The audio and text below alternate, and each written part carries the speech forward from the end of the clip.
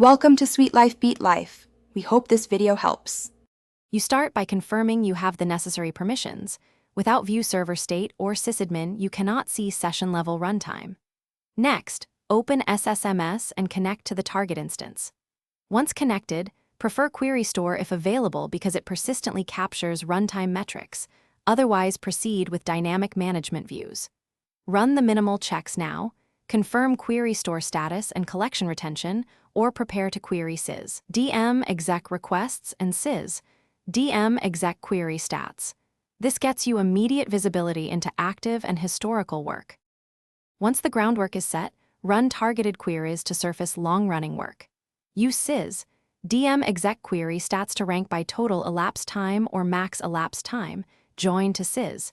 DM exec SQL text using SQL handle to retrieve the exact TSQL. Make sure to include plan handle and use SIS. DM exec query plan for costly plans. For currently executing queries, query SIS. DM exec requests to capture start time, percent complete, and blocking session ID. Correlate historical stats with active requests so you can see patterns versus one-off spikes and prioritize by impact.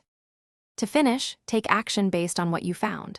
If a session is blocking critical work and you have approval, use kill with caution and log the session details first.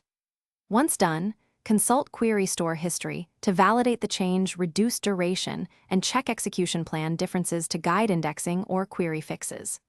If you see no data, make sure Query Store is enabled and retention is adequate, or verify your permissions and DMVs access. Keep one troubleshooting tip in mind.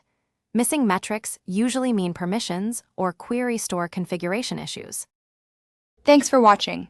Consider subscribing if we helped you.